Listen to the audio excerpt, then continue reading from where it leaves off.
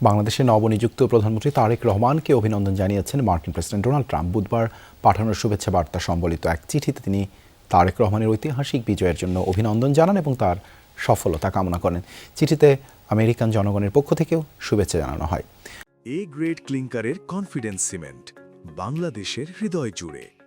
বার্তায় উল্লেখ করা হয়, যুক্তরাষ্ট্র ও বাংলাদেশের অংশীদারিত্ব, পারস্পরিক সম্মান এবং একটি মুক্ত ও উন্মুক্ত ইন্দো প্যাসিফিক অঞ্চলে শক্তিশালী ও সার্বভৌম রাষ্ট্রগুলোর সমৃদ্ধি নিশ্চিত করার যৌথ স্বার্থের ভিত্তিতে গড়ে উঠেছে।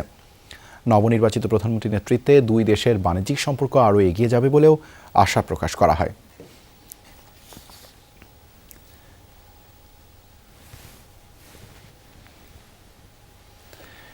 এদিকে বাংলাদেশের নির্বাচনে বিজয় ও প্রধানমন্ত্রী হিসেবে দায়িত্ব নেয়ায় তারেক রহমানকে অভিনন্দন জানিয়েছেন যুক্তরাজ্যের প্রধানমন্ত্রী কেইর স্টারমার। বৃহস্পতিবার অভিনন্দন বার্তাটি সামাজিক মাধ্যমে প্রকাশ করে ঢাকার ব্রিটিশ হাইকমিশন। বার্তায় দুদেশের পারস্পরিক সম্পর্ক আরও জোরদারের প্রত্যাশার কথা বলেন তিনি। জানান, বাংলাদেশে অন্যতম বৃহৎ বিদেশি বিনিয়োগকারী হিসেবে প্রতিশ্রুতিবদ্ধ ব্রিটেন। পাশাপাশি অবৈধ অভিবাসন মোকাবেলা, জলবায়ু পরিবর্তন রোধ এবং নিরাপত্তা সহযোগিতা জোরদারে একসঙ্গে কাজ করার আগ্রহের কথাও জানান স্টারমার।